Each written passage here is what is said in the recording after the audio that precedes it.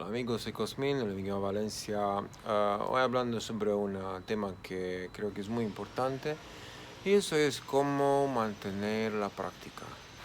Como profesor de yoga estoy siempre en contacto con mucha gente y me doy cuenta que muchos de mis alumnos y muchos de gente con que entro en contacto hablando sobre el tema del yoga siempre me dice, que me he dañado, me he creado algún problema o alguna molestia en una parte del cuerpo.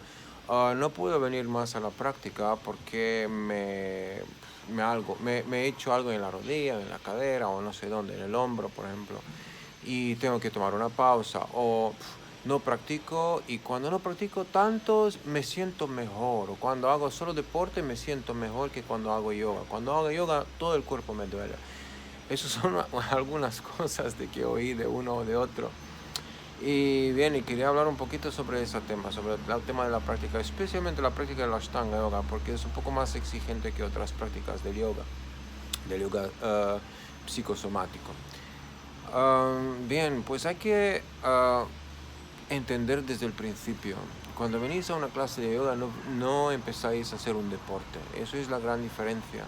Pero con nuestros condicionamientos occidentales, siempre, por ejemplo, hablando con otra gente de eso, me dicen, sí que hago también un otro deporte. Entonces, en su cabeza es directamente, el yoga es un deporte, si hago otras cosas, esos son otros deportes. Entonces, cualquier cosa relacionada con el movimiento es un deporte. Y aquí es donde surge la gran diferencia entre el yoga, entre una práctica de yoga, de asana, y una práctica de deporte.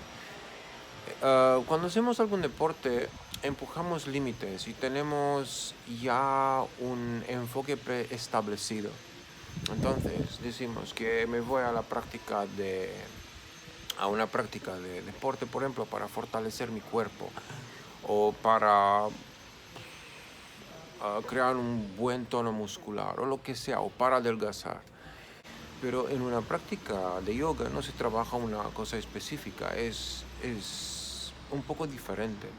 La práctica de yoga no lo hacéis para mantener la salud del cuerpo físico, lo hacéis para mantener el equilibrio interior. Y me refiero aquí al equilibrio físico, al equilibrio energético, al equilibrio mental.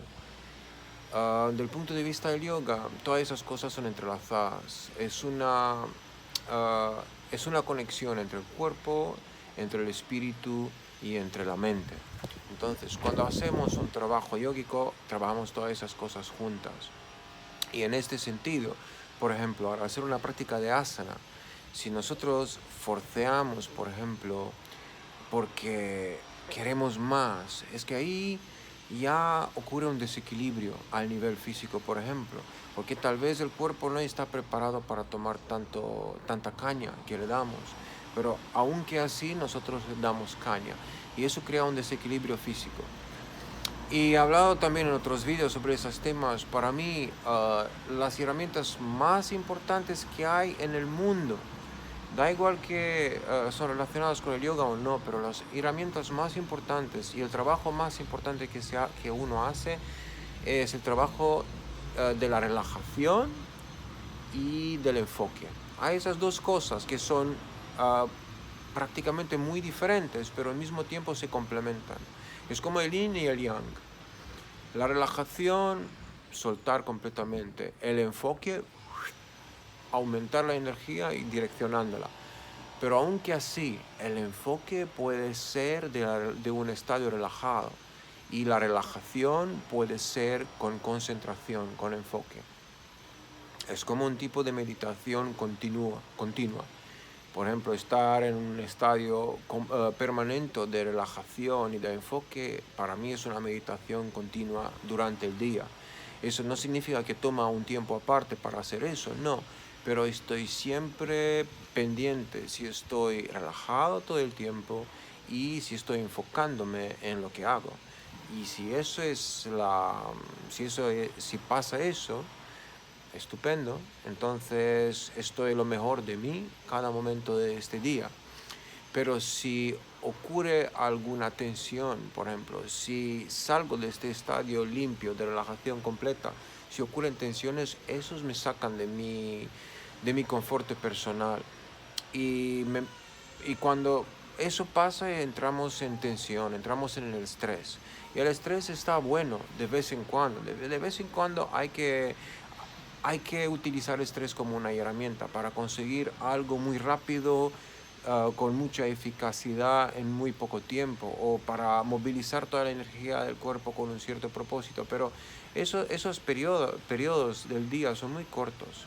Entonces tenemos que saber cómo salir de de esas cosas, de esos momentos de tensión. Cuando hacemos un deporte, por ejemplo, movilizamos mucha energía durante este esfuerzo que hacemos, cuando nos entrenamos. Y después, al final del deporte, bien, nos relajamos y entramos de nuevo en nuestra vida diaria. Pero eso es el ideal. Normalmente no pasa eso. Normalmente hacemos el deporte y después entramos en nuestra vida real y seguimos con el mismo estrés dentro de nosotros sin soltar. Estamos acostumbrados aquí en el occidente con la mentalidad de estar muy competitivos, siempre ser primero o siempre poner metas que, por ejemplo, no sé, desde este verano voy a empezar a correr y voy a correr hasta el final del año seguro un maratón. En el yoga las cosas no funcionan así. Entonces, si tú te tomas como meta, ese año voy a practicar todos los días yoga, ok, tal vez lo vas a hacer, pero serán momentos, al menos, además si haces Ashtanga Yoga, serán momentos ese año. Si tú te das caña todos los días, igual todos los días, serán momentos cuando tú te vas a dar caña, aunque el cuerpo va a decir, por favor, no lo haces porque hoy no me siento bien. Entonces tú le vas a dar caña y vas a crear una tensión dentro de ti, vas a crear resistencia. Y al acumular esas resistencias, se nace frustración, se nacen frustraciones, se nacen mala leche dentro de ti, ni te das cuenta, todo eso se va en el subconsciente. Y a veces, por ejemplo, muchos practicantes de yoga que lo practican así, de esa forma, deportista, a veces salen de un estadio más o menos equilibrado y tienen esos momentos de locura. Y ahí donde se manifiestan todas esas tensiones que has tenido desde antes. Entonces, para no crear esos desequilibrios, es importante de entender que el yoga no es un deporte, es que no hay que forzar el cuerpo en las posturas no son ahí para que tú los haces así como son, las posturas son ahí y porque algunos yogis que han tomado una vida entera para hacer todas esas cosas, han llegado a la conclusión que haciendo esas posturas uno puede direccionar la energía de alguna forma y que esas posturas son saludables para ciertas partes del cuerpo físico como por el cuerpo energético. Pero hay que pensar que un occidental que tiene una vida sedentaria o que tiene una vida muy desequilibrada, al emprender una práctica de asana, por ejemplo, una serie de Ashtanga Yoga, es que tiene que hacerlo poco a poco, de una forma gradual y con mucha calma, con mucha paciencia. Y el enfoque principal en la práctica no tiene que ser la postura, pero tiene que ser la respiración. La práctica, todos los dicen, el Ashtanga Yoga es una meditación en movimiento. Casi todos que practicamos lo sabemos a nivel mental, pero no lo sentimos a veces. Salimos de este estadio meditativo y entramos en el estadio de adquirir cosas. Quiero hacer Marichasana D, quiero hacer Kapotasana, quiero hacer eso y eso y eso. Y entonces creamos tensión, creamos resistencias, damos caña al cuerpo y aunque el cuerpo dice, no, por favor, no, tienes que hacerlo. Y en esos momentos el cuerpo dice, ok, pues no, digo que no y ¡pam! Crea algo para decirte, para insistir que no. Y eso es para tu bien, para tu bienestar. Entonces el cuerpo te ayuda, te apoya para que no te dañas. Entonces te crea alguna molestia para impedirte de hacer una cosa, una tontería. Y entonces, por ejemplo, al hacer no sé qué, una postura muy extrema, pues tal vez te va a ocurrir, te va a aparecer un esguince en alguna parte del cuerpo, te va a molestar algo y no vas a poder hacer esa postura y vas a tener que calmarte por unos días o por unas semanas y después empezar de nuevo. Entonces, todas esas cosas pasan y cualquier practicante lo sabe ya. Y yo he pasado por eso, entonces no os digo de tomarlo desde el primer día con mucha calma y de una forma así muy equilibrada, porque es imposible. Uno tiene que pasar por todas esas cosas para entender lo que es la práctica. Pero creo que es importante que sabéis que a veces cuando os pasan algunas cosas y experimentáis molestias físicas, no es por el yoga, porque el yoga es mal, o porque la práctica es demasiado para ti, tal y como es ahí. Tal vez sí es demasiado, pero esa práctica con un profesor bueno y con un buen entendimiento de lo que haces ahí, puede ser adaptada. Y ahí es donde interviene el apoyo de un profesor y tu educación. Es importante educarte sobre lo que haces, especialmente cuando se trata de cosas que son tan diferentes, tan distintas uh, en comparación con todo lo que ven aquí del occidente. Todas las prácticas orientales, el enfoque no es como en el occidente una ganancia o conquistar algo. No, nada de eso. Las prácticas son para despertar tu conciencia interna. Entonces no es nada de ganar. No puedes decir el premio es la segunda serie. No, no puedes decir eso. Porque primero hay que recordar siempre, los deportistas tienen una vida muy corta de deporte de performance. 5 o 6 años y ya está. Después tienen que abandonar la carrera. Unos puede ser un poquito más, pero no es muy larga la carrera de un atleta. Pero el yoga lo hacemos toda la vida, desde cuando empezamos hasta que nos vamos, que morimos. Aún más, queremos que a través de una práctica de yoga aumentamos nuestra vida, la duración de nuestra vida. Entonces, en lugar de vivir 80, 90 años, vamos a vivir 100 y pico años o no sé qué, no sé, algo así. Entonces es importante entender esas cosas. Y aquí ocurre un tema importante. Ok, la práctica hay que tenerlo toda la vida, pero ¿cómo mantenerlo toda la vida? Porque claro, es como un coche, por ejemplo, tenemos un Ferrari, ¿no? Y nos vamos todos los días a máxima capacidad, y sin limpiarlo, o solo muy de vez en cuando nos vamos al mecánico para ser seguro que no, que de verdad no pasa nada. Pero en principio damos caña todo el día. Claro que un día ese coche se va a estropear.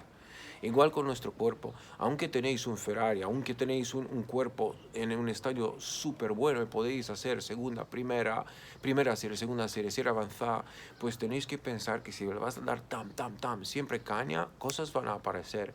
Entonces hay que practicar en ritmos, ¿no?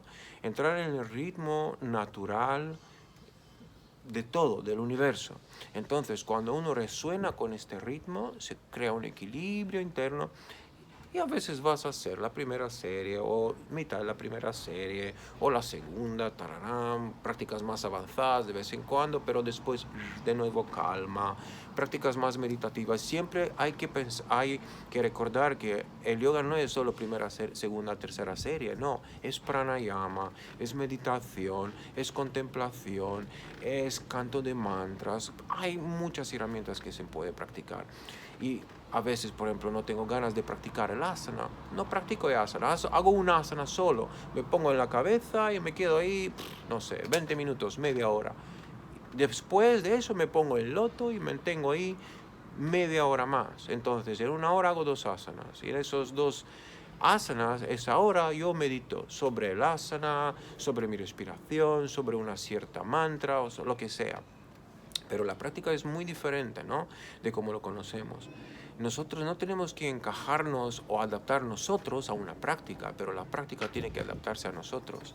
Entonces, para poder mantener una práctica una vida entera y disfrutar de la práctica y utilizar esa práctica para sanar el cuerpo, para sanar la mente, para traer felicidad y alegría en el espíritu, en el corazón, hay que adaptar la práctica de vez en cuando según la capacidad de uno mismo, según el deseo, según lo que pasa. Es muy importante entender eso. Vais a practicar una vida entera. ¿Cómo lo vais a hacer para poder aguantar? Y no es de aguantar, pero para poder disfrutar. todos los días de esa práctica y para poder utilizar esa práctica como apoyo de vivir mejor, cada día mejor. O cómo podemos utilizar esa práctica para sacar lo mejor de nosotros todos los días, cada momento, lo mejor de mí, cada momento. ¿Qué hago? ¿Cómo utilizo la práctica? Hay que preguntar esas cosas a uno mismo y hay que buscar las respuestas porque nadie lo va a dar para vosotros. De vez en cuando os dice vuestro profe, os dice alguien de todas esas cosas, pero es que hay que realizar todas esas cosas dentro de vosotros mismos para disfrutar de la práctica. Y aquí entro en otro tema. Una persona me ha dicho que, ¿por qué digo que después de 60 años no se puede practicar más o hay que olvidarlo y tal? Yo nunca he dicho eso, pero digo siempre que hay que adaptar práctica a las condiciones de vida. Entonces, si yo tengo 20 años, seguro que voy a practicar muy diferente que una persona de 60 años. También, si yo tengo 60 años y estoy muy mal de salud, seguro que voy a practicar muy diferente que una persona de 60 años que está súper bien de salud. Entonces, hay muchas condiciones, muchos factores que tienen mucha influencia en la práctica. Que a veces no me exprimo bien, perdonarme, pero español no es el primer idioma que hablo. No es mi primer idioma y mi lenguaje en español es muy limitado. Entonces, de ese lenguaje muy limitado que tengo, intento crear esos vídeos para apoyaros de alguna forma. Pero es muy importante entender eso, que cada edad y cada estadio de vida tiene una práctica diferente que tiene que adaptarse a la vida que tenemos. Es muy importante entender eso. También, en mi opinión, es muy importante entender que el yoga no es para la gente con problemas serios de salud, con problemas graves de salud.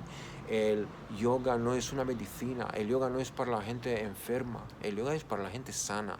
El yoga es una práctica de mantenimiento. El asana lo hacemos para mantener el cuerpo en un estado de salud perfecto, para no tener que pensar todos los días a eso, para sacarlo de nuestro camino, para poder enfocar la energía en cosas más importantes, ¿sabes? Como la realización del Supremo, del Ser Supremo y todo eso, la liberación final y tal. Eso es el trabajo del yogi. Entonces, si estáis en un estado de salud muy mal y el doctor dice, vete a practicar yoga, es porque el doctor no sabe qué hacer. Entonces, practica el yoga, ok, pero me voy a una práctica de yoga, pero ahí hay... Es que no se puede entrar cuando tú estás enfermo. Cuando tú estás enfermo tienes que cuidar tu cuerpo, tienes que utilizar la energía para encontrar cariño y amor para ti. Y utilizar ese cariño y amor, la fuerza del cariño y del amor para sanarte. Entonces hay otras prácticas, hay otras terapias que se pueden hacer si estás en un estadio desequilibrado, en un estadio que no es saludable. Y una vez que encuentras salud, después puedes empezar con la práctica de yoga, pero hasta entonces no. No es algo muy aconsejable, al menos eso es mi opinión. Hay tantas terapias y tantas cosas que uno puede hacer para sanarse, un montón al menos, y hoy en día hay mucha información sobre todo eso. Y después otra cosa, alguien también me ha preguntado sobre las terapias un poco más raras del yoga, como sea, por ejemplo, el orinoterapia, y cuál es mi opinión sobre eso. Ok, no practico muchas cosas que los yogis desde antes practicaban, pero lo que sé es que hay muchas prácticas en el yoga que son muy raras y hay muchas prácticas que no tenemos que hacerlos nosotros. Los yogis desde antes, o los yogis de Himalayas, o los yogis que viven en cuevas, tienen una vida muy diferente de mi vida o de tu vida. Nosotros tenemos vidas diferentes de esos hombres. Ellos tienen unas prácticas muy diferentes de nosotros y ni se puede comparar. Es como comparar manzanas con piedras, por ejemplo. No tienen nada que ver uno con otro. Son gente que dedican vidas y vidas y vidas al yoga. Entonces es muy diferente. Además, una persona, un yogi verdadero que vive en el yoga todo el día, es una persona que físicamente y energéticamente es muy, muy limpia. Hacen todas esas shatkriyas, todas esas prácticas de limpieza para mantener siempre el cuerpo en el estadio más puro posible. Entonces, hacer prácticas, por ejemplo, como esa práctica para una persona como esa, es muy diferente lo que sale de una persona como esa es muy diferente que sale de un occidental que a veces va con amigos a tomar cervezas y que se va de fiesta y que a veces come carne y bien, ¿entendís? Entonces hay que entender todas esas prácticas, todas esas herramientas del yoga. ¿Qué hace eso? Y cómo utilizar esas herramientas para mis necesidades. No tomar un libro y hacer todo lo que dice el libro así, no. No, hay que adaptar las prácticas de ahí. Primero, hay que preguntarse, ¿por qué practico? Y después hay que entender cuáles son las herramientas esenciales de la práctica. Pues es la relajación y el enfoque. Ok, ¿qué puedo utilizar de todas esas subherramientas? De cual el resultado final será una relajación muy buena, un enfoque muy bueno. Entonces, esas prácticas son, ¿no? El asana, el pranayama, el shatkriya, muchas. Entonces, todas esas prácticas, ¿qué hago? ¿Cuáles asanas hago? ¿Cuáles pranayamas hago? ¿Qué meditaciones hago? ¿Qué shatkriyas hago? ¿Necesito shatkriyas o no? Eso es también otra cosa. Si estás sano, estás bien, no necesitas hacer shatkriyas. Esas prácticas de limpiar el cuerpo no se necesitan. De vez en cuando sí que está bien de hacer alguna, pero no todo el día. Esos son para la gente especiales, son la gente con enfermedades. Si uno aplica una medicina, pero no lo necesita, esta medicina es veneno, no está buena. Entonces, amigos, despierta vuestra conciencia y trata de entender por qué hacéis lo que hacéis. Y cuando emprendís una práctica, es importante hacerlo desde el corazón, con mucho cariño para vosotros mismos, con mucha tranquilidad, sin prisa y con la mente enfocada en lo bueno, en, en, en el facto de que seguro que la práctica os va a ayudar en vuestro camino, pero sin forzar, sin caña, sin todo eso. No es un deporte, es una sanación, es una terapia. Es una terapia y nada más. Para muchos puede ser una liberación, pero para muy pocos. En principio es una terapia. Y eso, espero que os ayude este pequeño vídeo. Un abrazo a todos y nos vemos en la próxima. Namaste.